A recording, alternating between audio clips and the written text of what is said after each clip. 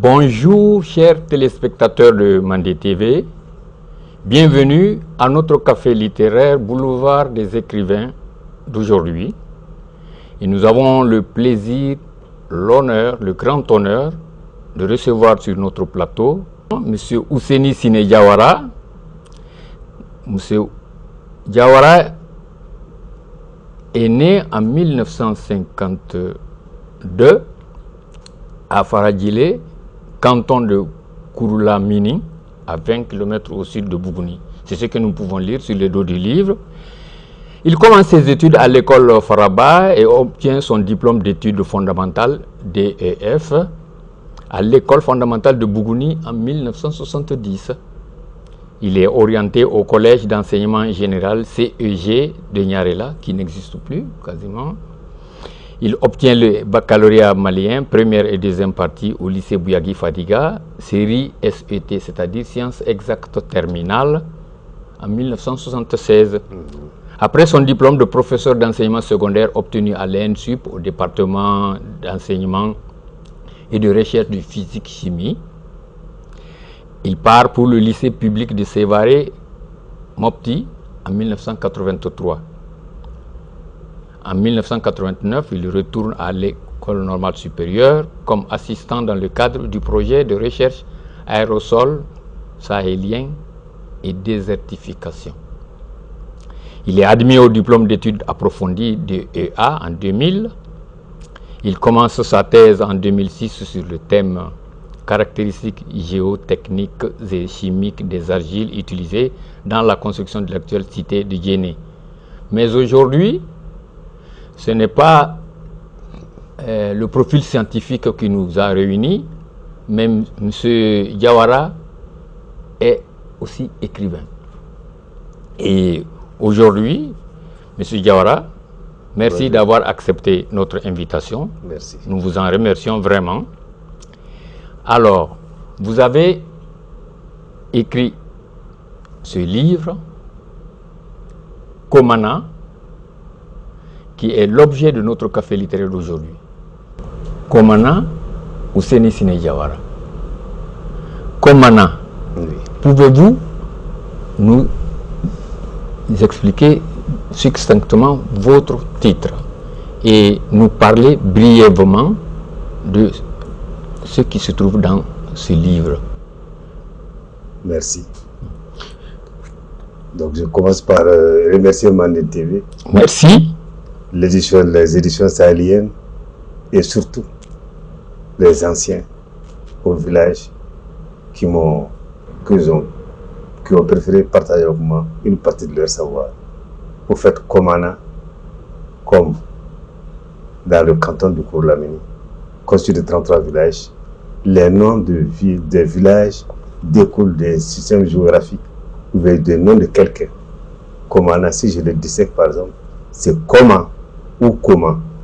Les Bambara disent comment et nous on dit comment. Donc Komana c'est chez comment ou c'est chez comment. J'ai pris ce nom parce qu'il est utilisé que ce soit parmi les Diawara ou les Bambara de la journée. Donc Diawara là, voilà, Diawara là, Doumbia là, Sirafili là, Tabourena. Donc Oui. comme ça, chez nous il y a Flola, il y a Sibir là, il y a Ngonzana qui est sur Ngonzana, qui est sur Ngonzana. Donc il y a des noms comme ça. Et surtout les noms liés au territoire. Vous avez Nyarako, il y a le code dedans qui est les rivières. Donc des toponymes expressifs. Voilà. Donc c'est pour cela que j'ai choisi ce nom. Et je précise, si par hasard je ne connais pas le nom de tous les villages du Mali, si ce nom coïncide avec le nom de n'importe quel village, je leur représente toutes mes excuses, ce n'est qu'une pure coïncidence. Mais Komana, je l'ai pris en fonction de l'étymologie du mot et des noms utilisés couramment dans notre zone. J'ai ajouté le na pour dire que c'est chez lui. Voilà. Alors, dès qu'on ouvre votre livre, on tombe sur le sujet, un sujet brûlant. Oui. Arrivée des êtres humains à la peau blanche. Ça vous fait sourire, mais c'est le sujet de votre livre. Alors, dites-nous en quelque chose. Oui, lorsque nous n'avons pas voulu dire colonisation. Non. Parce que chez nous, on ne les appelait pas des colonisateurs, on les appelait faradjais. Donc c'est des êtres humains à la peau blanche. Hatankole en Sarakole. Voilà. En Sarakole, je ne peux pas le traduire en Sarakole. Moi, je l'ai fait pour vous. En Bambara de chez nous. Hatankole. Antakoule. Hatan. Hata. Koule. Voilà. Hata, la peau, koule, blanc. Voilà. Donc là-bas, dans la zone, dans le dialecte local, on appelle ça faradjais. Donc j'ai préféré prendre ce mot et d'utiliser les êtres humains à la peau blanche. Quand ils arrivaient chez nous, ils étaient un peu mystifiés. Pas seulement un peu, hein, beaucoup. Et les anciens combattants de la Deuxième Guerre mondiale a permis l'entrée dans notre zone des Blancs. Sinon, il y a encore des zones, des villages de chez nous qui n'ont pas vu les Blancs. Tellement les gens étaient réservés et ils fuyaient les Blancs. Maintenant, le problème fondamental s'est posé avec l'école des Blancs qui était située dans le centre, c'est-à-dire dans la grande ville. Fallait-il envoyer les enfants à l'école des Blancs? Voilà le sujet. Et voilà l'introduction du personnage central, Zan. Voilà. Alors, Zan est un nom commun. Parle-nous quelque peu de Zan, ce personnage central. Zan est issu d'un village, du village de Komana, dans une grande famille où la tradition ancienne était de rigueur. Toutes les décisions se prenaient dans le vestibule avec le conseil des sages. Donc, est-ce qu'il faut envoyer l'enfant à l'école? Donc, le vieux de patriarche ne pouvait pas décider. Il avait besoin du point de vue de tout un chacun. Ainsi que des femmes que des anciens. Par rapport aux différentes remarques sur l'évolution de l'enfant, ils ont dit que on peut l'accepter. D'abord, avant que Zan aille à l'école, son grand frère partait pendant la saison sèche dans la grande ville faire des travaux de manœuvre, d'ouvrier pour avoir un peu d'argent et de ramener au village. Et donc, il a trouvé comme logeur un monsieur, disons, qui a bien voulu, de par son comportement et son éducation, l'intégrer dans sa famille. Que vous appelez papa adoptif. Voilà le papa adoptif. Papa adoptif. Donc, à travers celui-là, il dit, mais ton petit frère, comme toi, tu as déjà atteint un certain âge, ton petit frère, tu peux l'amener, on va le mettre à l'école des Blancs. Donc, il le propose d'abord à sa mère, parce que le papa ne veut pas entendre parler. Et la maman qui a joué sur son père, le vieux ne veut pas décider.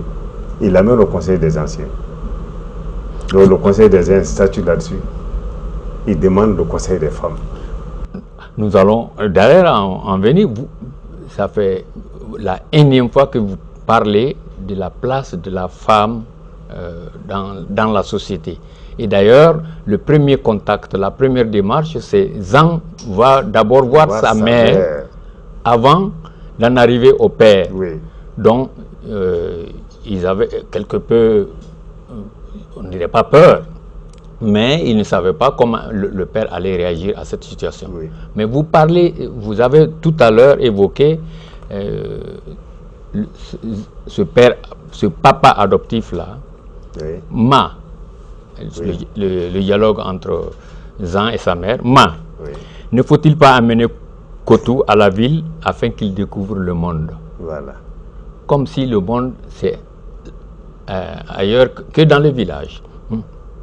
Mon logeur est un vieil enseignant qui m'a promis d'inscrire Kotou dans son école afin qu'il apprenne la langue des Blancs. Oui. Je n'oserais jamais aborder une question pareille avec mon père. J'ai peur de lui parce qu'il fait partie du conseil des anciens. Oui. Le décor est planté. votre livre est vraiment enraciné dans le respect absolu des traditions, de la culture, de l'obéissance aux anciens. Oui. Et alors, la mère de Jean, parlez-nous un peu d'elle. La mère de Jean, oui, c'est encore ces mamans au village qui, extérieurement, quand on vient, on est innocent. On a l'impression que ces vieilles femmes-là sont rejetées, qu'elles sont des esclaves, comme on le dit partout. Elles sont comme ça, elles sont comme ça. Mais ces femmes-là sont là et restent comme des références par rapport à leur caractère. Pas à leur dévouement total à leur père, mais à leur comportement dans la famille. Comme on le disait avant, quand on marie une femme, on te donne une épingle, pas une lame. Et l'épingle là, c'est pour dire si tu pars. L'épingle sert à coudre le morceau de tissu. Donc cette épingle là, il faut aller coudre les gens de la famille avec. Et la lame, elle sert à déchirer. Donc on ne te donne pas de lame, on ne te donne pas de couteau. Donc ces familles qui ont pu servir d'épingle, et là c'est des références dans toutes les familles, même jusqu'à présent. Même à Bamako ici, il y a des familles, quand tu rentres là-dedans, c'est des femmes qui sont là, peut-être qui ne sont pas très visibles, mais qui détiennent toute la clé de la famille, de par leur comportement dans la famille. Donc la mère de Jean est une femme de cette catégorie. Et tous les clans d'âge de son père, quand ils ont des problèmes, ils viennent la voir en cachette. Votre livre nous rappelle un autre écrivain, donc l'aventure ambiguë de Cheikh Hamidou Kane, que j'ai lu. Un personnage principal, la Grande Royale, qui, une femme encore. C'est pourquoi on lui a donné le nom de Grande Royale, qui prend les grandes décisions. Et elle a concerté toute la communauté d'envoyer les enfants à l'école. Mais elle se pose quand même une question. Si je dis de ne pas les envoyer à l'école, ils n'iront pas. Mais en envoyant nos enfants à l'école, ils iront apprendre des choses. Mais ce qu'ils auront appris là-bas, vaudra-t-il ce qu'ils ont oublié? Votre livre traite essentiellement ce sujet, donc bien enraciné dans la conservation des traditions. Est-ce possible d'aller à l'école des Blancs et de conserver nos anciennes cultures? C'était le problème fondamental de tout colonisé comme nous. Est-ce que c'est cette ambiguïté qui vous a poussé à écrire ce livre? Moi, je suis un exemple frappant, un exemple vivant.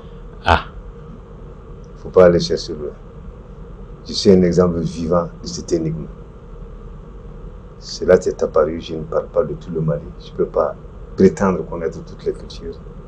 Mais dans la région de Sikasso, d'une manière générale, il y a eu un clash à partir de la Première Guerre mondiale. Donc ça, c'est historique. Donc, tous les grands connaisseurs de l'époque ont été éliminés petit à petit, petit à petit, petit à petit. Et dans chaque famille, les gens ont sélectionné les enfants. Il fallait sélectionner les enfants et ne pas mourir avec ce qu'on avait appris. Et ces enfants sélectionnés, on les envoie à l'école. Le blanc ne pouvait pas se douter que c'est celui-là qui détient ce que je cherche. Je ne suis pas le seul. Et d'ailleurs, vous l'avez dit, c'est pour cela que les anciens ont décidé de te mettre à l'école de la vie pour apprendre les enseignements de notre culture et le code d'honneur de notre communauté. Tu ne vois que le superficiel, rien de consistant, vu de face et de dos. Qu'est-ce qui fait la différence entre un homme et une femme? Vous dites, vu de face, une femme se caractérise par ses deux seins et le dos, et de dos par ses deux fesses. Juste. Voici la femme avec ses 4 attributs. Tout ce qu'on ajoutera après reste un complément. Entre ces deux parties de son corps, il y a le ventre et la poitrine. Qui dit femme parle de maux de ventre. Une femme supporte plus de maux, plus les maux de ventre que les maux de tête. En ce qui concerne le chiffre 3, des hommes, tu le demanderas à Djeli, c'est un maître de la parole. Et d'ailleurs, vous avez toute une alchimie, il est en train de sourire, toute une alchimie des chiffres. Oui. Donc, l'alchimie des chiffres, nous n'allons pas lire le livre pour nos téléspectateurs, mais quand même, donc, leur donner le goût d'aller dans ce livre. Oui. Les chiffres. Oui. Alors, vous nous en parlez. 1. Quel est? Quel sera Maï? Ça veut dire? Quel sera Maï? La solitude est haïssable. Phila. La Djavanchi. Le double. La dualité Voilà. est une trahison. C'est une trahison. Nos téléspectateurs vont vraiment être surpris parce que la plupart peut-être... Moi, j'avoue mon ignorance avant de lire votre livre. Quand j'ai lu votre livre, j'ai avoué mon ignorance. Saba. Sambaraye, c'est. Sambaraye, c'est j'ai les chaussures aux pieds. L'homme est un voyageur éternel. Comme tout bon Sarakolé On d'ailleurs. vient de l'au-delà, on passe notre temps, après on s'en va. Alors, Nani, Nada Roche. Nadma te met dans le rincer l'intérieur de la marmite à la Voilà. sauce. Dourou, le chiffre 5.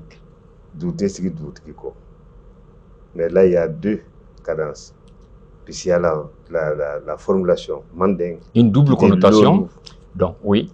En milieu bambara. On dit dourou. Mhm. Dourou, douter, c'est doute quoi. Chaque communauté qui n'a pas un leader est via l'échec. Oui. Et en milieu maninka. Oui. Le fait, si d'abord, tout ce qui est debout se couchera un jour. L'oru, comme le disent les Djoula de la Côte d'Ivoire Voilà, et de Burkina Faso d'ailleurs. Voilà. Oui. Et en milieu maninka, lolu, loulou. Voilà. Mhm. Qu'est-ce que Le ça fait, signifie? d'habileté. Tout ce qui est debout se couchera un jour. Woro, Oroba Bouloubi. qui veut dire Oroba Boulou, le Woro c'est un arbre. ah. Voilà. C'est le Oroba Bouloubi. Tout ce qui est jeune va vieillir d'une manière générale. Donc, et ainsi de suite. Et ainsi de suite. Donc, vous êtes à la fois écrivain, scientifique, mais vous écrivez comme un alchimiste. Est-ce que le mot alchimiste est correct? Avec le symbolisme qui se cache derrière tous ces chiffres. Ouais, l'alchimie est un mélange douteux des éléments chimiques pour créer peut-être des trucs difficiles. Voilà. Transformer le plan en or par exemple. Donc, tout à fait. Alors, vous parlez du temps. Ah. Donc, comme si vous attendiez, parce que ça vous a pris un sacré moment, vous parlez du temps. Le temps occupe une place fondamentale, centrale, incontournable dans votre livre, et qui est vraiment plutôt un livre scientifique. Le temps. Le temps. Alors, premier facteur du temps. Vous dites le jour et la semaine. Une journée est formée d'une nuit et du lever du soleil jusqu'à l'instant à l'ombre d'une personne atteint 2 fois sa taille normale. Voilà.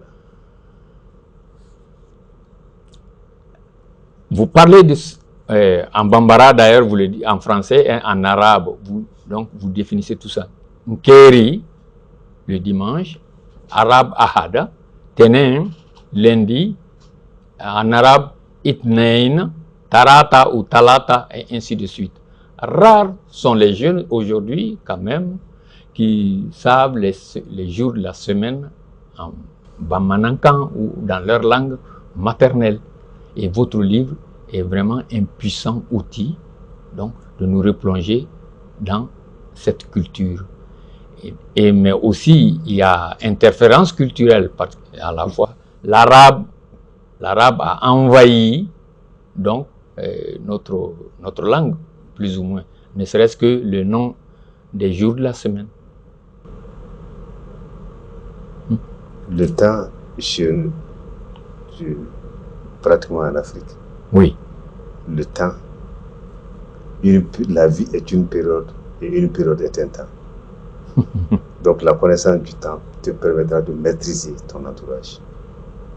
Les facteurs du temps, comme on le dit, la plupart de nos jeunes pensent que avant l'arrivée des Arabes ou des Blancs, on n'avait pas de décompte. Gabriel Magma a l'habitude de demander dans ses émissions. Quels sont les jours de la semaine? Quels sont les jours de la semaine? Les jours de la semaine, actuellement, sont tous tentés de culture arabe. Parce que ce que nos jeunes ne savent pas, il y a la semaine populaire, qui est de 7 jours, et la semaine mystique ou initiatique, qui fait 6. La semaine initiatique ou semaine agricole, c'est vous qui le dites, est liée, selon les anciens, à la création de notre monde. Voilà. Comme si vous lisiez dans notre pensée. Voilà. On allait vous parler de cette semaine initiatique. Ainsi, le nom attribué à chaque jour de cette semaine est un code. Oui. Le premier jour, Wale. Deuxième jour, Koubé. Troisième jour, Grimba. Quatrième jour, Kandi. Et ainsi de suite. Oui, Tchari, Fata, Kandi. Et nous parlons toujours du temps et des différents âges. Et vous divisez, vous parlez des différentes étapes par lesquelles on passe jusqu'à l'âge adulte, à 21 ans. Oui. Donc, parlez-nous de ce processus. Pour les anciens, je dis encore, j'ai été à Mopti, j'ai discuté avec des anciens. Amadou Ampateba l'a écrit, et c'est la même chose dans notre zone. La vie d'une personne est divisée en 3 étapes de 21 ans. Donc, celui Kanyan Kouyaté le dit, Koundeni bi an sini, bi ubo ki sini, ubi deme koke, sini gane ubo ki yere. Donc ça c'est les 3 étapes. Du 0 à 21 ans, la plupart du temps, tu es dans la famille, on s'occupe de toi. Tu es soigné, tu es habillé, tu es nourri. Alors, les gens, quand tu es malade, tout le monde s'inquiète. Ah, qu'est-ce qu'il y a aujourd'hui? Quand tu en as 22 à 23 ans, il faut aller maintenant au champ. Il faut se définir. Les gens vont t'aider. Mais tu es obligé de faire quelque chose pour toi-même. Donc vous voulez dire que déjà à la soixantaine, l'homme est terminé. À 63 ans, voilà. Pour eux, l'homme est fini. C'est ce qu'on ajoute là. Par exemple, pour nous, la plupart des gens de chez nous, quand un homme atteint 80 ans, il pense qu'il n'a plus de péché. Tous les péchés sont absous. C'est-à-dire que ce n'est plus. Il est sorti du monde des vivants. Et on a l'impression qu'il redevient bébé. Et il devient bébé. Donc on l'enterre en famille. Pas au dehors. Ça, c'était pour 2 âges bien définis, 72 ans et 80 ans. Alors, quand tu fais le calcul du nombre de mois, oui, tu vas te rendre compte de ce que ça donne comme chiffre. Alors, que diriez-vous à ce psychologue qui dit « Le malheur pour l'homme, c'est d'avoir été enfant ». Et l'autre qui dit « Le malheur pour l'homme, c'est de ne pas pouvoir rester enfant ». Quand on s'intéresse au choix et au bonheur de la vie, on peut discuter de ces différentes citations. Mais moi, par exemple, qui m'intéresse à la culture de chez moi, où les gens se battent pour vivre et survivre, et laisser leur trace sur terre, pour nous, l'homme n'est pas né pour vivre dans la joie. L'homme est né pour se battre, pour laisser sa trace sur cette terre. Même s'il n'y a qu'un enfant, que cet enfant-là puisse continuer, lui, sa lignée. Ce n'est pas la joie de vivre. Ce n'est pas les grandes maisons, ce n'est pas les belles femmes, ce n'est pas les belles voitures, ce n'est pas les masses d'argent placées à la banque. Non. Donc, tout le reste n'est que vanité. Tout le reste n'est que vanité. L'immortalité n'est que vanité. Voilà. Et donc, nous dirons à nos téléspectateurs qu'il s'agit des jours de la semaine, qu'il s'agit des mois de l'année, qu'il s'agisse des différentes périodes, les noms de mois lunaires, tout est donc bien orthographié dans votre livre. De l'année. Jomenekalo, voilà. En arabe, Muharram, Domba Makonon, Domba Domba Kuruko, ainsi de suite. Et donc, nous avions déjà parlé du premier, du deuxième et du troisième facteur. Le troisième facteur du temps, c'est l'année, et ainsi de suite. Il y a l'année agricole et il y a l'année lunaire chez nous ici. Et donc, la plupart du temps, l'année agricole, on peut vraiment, avec mes vérifications, ça va avec l'année grégorienne. L'année grégorienne, l'année agricole. L'année agricole, donc, mais parlez-nous quand même un peu de ça. L'année agricole, c'est une année qui est liée aux saisons. Oui. Ce n'est pas lié à la lune. Oui. C'est lié aux différentes saisons. Dans notre zone, le premier jour, le premier mois, on appelle ça Ankara Sakaro. C'est-à-dire le mois du suicide des grillons. Oui. Les grillons meurent cette année. Comment on fait pour le savoir? Les fourmis ailées. Oui. Pour ceux qui sont vraiment le savent peut-être pas. Mais les fourmis ailées dans la brousse sortent un jour, ils disparaissent. 3, 4, 5 jours après, ils sortent. Ils font 3, 4 jours, après ils disparaissent. Donc ça, c'était la base de l'année agricole. C'est généralement au mois d'octobre. Et tout ça, c'est des signes pour quelqu'un que l'on peut lire, donc que les anciens interprètent. Ah, voilà. Et vous parlez du bien et du mal. Oui.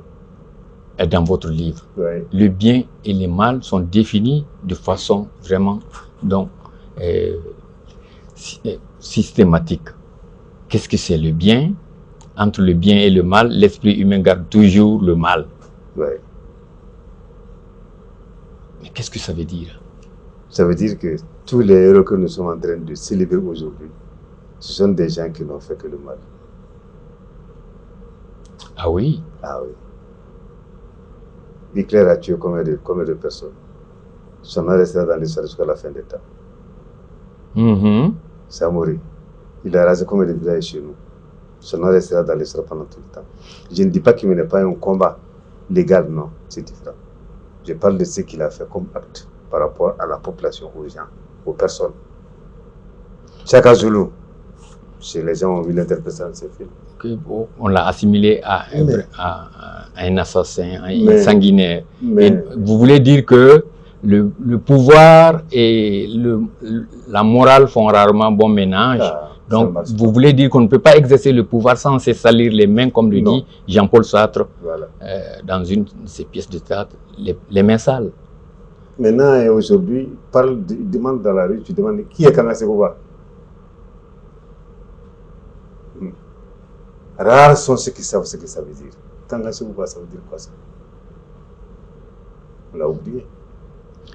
Et donc, M. Diawara s'est bien compris. Nous allons peut-être, avant que les minutes ne nous prennent par la main, nous allons peut-être terminer par, on dira, le clou de votre livre de morale. Ça, c'est non seulement un livre de morale, c'est à la fois un roman, c'est à la fois de l'épopée de Komana, de génération en génération, à la fois un conte, et donc vous avez mélangé tous les genres, mais avec efficacité. Et vous parlez des principes cardinaux. Les principes cardinaux, on les lit. Ces faits sont régis par chaque être humain vit entre le pagne avec lequel sa mère l'a porté sur son dos et le linceul. Ouais. Et vous dites que entre ces deux tissus, il est conseillé de te rendre utile à la société dans laquelle tu passeras ton séjour sur cette terre. Vous l'avez dit avant d'ailleurs. Ces faits sont régis par 5 principes cardinaux. Oui. Ces principes cardinaux qui rappellent d'ailleurs les 10 conseils que la mère du héros de Amkoulel, l'enfant Peul de Ampateba, lui dit à la fin du livre. Quand ils se séparent, donc tu vas là-bas mon fils, et elle lui donne 10 principes, 10 conseils. Mais vous avez trouvé 5 principes principaux cardinaux.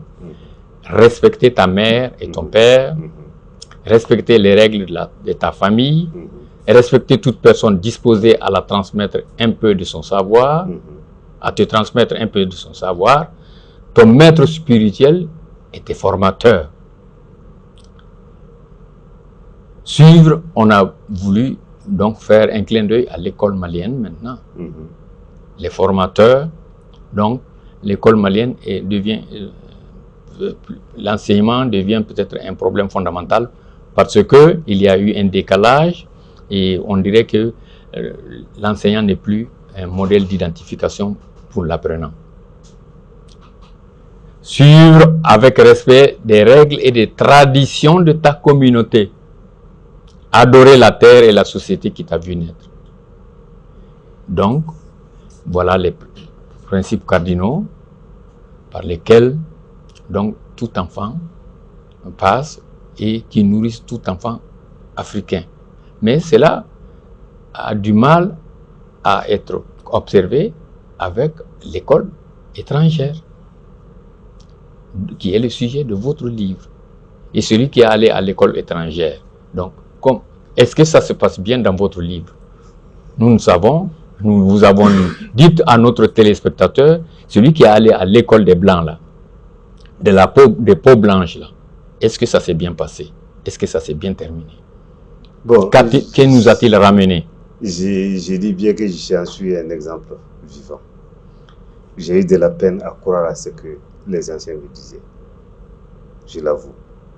Avec ma logique mathématique et française, j'avais de la peine. Alors, il n'y a pas plus grand témoignage que cela. Donc, si vous êtes vraiment un exemple, alors, Monsieur Diawara, nous vous remercions vraiment d'avoir accepté notre invitation. Si vous avez un mot de la fin. Ben, je salue tout le monde et surtout à mes anciens qui ont voulu me laisser un peu de leur savoir pour que je le communique à la génération future. Et je demanderai aux jeunes de se renseigner. Tout ce qu'ils sont en train de dire qui n'existe pas chez nous, ça existe. Mais on ne peut pas l'avoir en restant assis chez toi, en restant dans le confort auquel nous sommes habitués. Allez-y vers les anciens. Même la débandade de l'école actuellement, que vous êtes en train de dire. Dans mon bouquin, là, les formateurs, ce n'étaient pas les professeurs, les anciens à l'école. Avant, il y avait les maîtres du sable, les maîtres chasseurs, les maîtres de temps. Tu étais obligé. Tu étais obligé ou bien il va te renvoyer. Et si tu n'avais aucune formation, tu ne représentais rien dans la communauté. Maintenant, l'école l'a remplacé. Qu'est-ce qu'il faut pour que nos enfants puissent apprendre à respecter leurs formateurs? Il y avait d'ailleurs une place réservée pour l'initiation. Oui. C'est ça l'école. Voilà, c'est ça l'école. C'est ça l'université. Alors, chers téléspectateurs de Mandé TV, donc, si vous voulez vraiment vous imprégner du contenu de ce livre qui est, on peut dire, à la fois une Bible au sens large du terme, donc de connaissance de notre culture. Et le livre a été publié aux éditions La Sahélienne, donc disponible aux éditions La Sahélienne et sur les librairies de la place. Voilà. Chers téléspectateurs de Mandé TV, nous vous remercions d'avoir suivi notre café littéraire Boulevard des écrivains, dont le sujet aujourd'hui était Komana, un livre écrit par Ousseini Sine Diawara. Et nous vous donnons rendez-vous sur notre plateau. Merci. Et M. Diawara a promis qu'il y aura une suite à ce livre. Merci. Merci.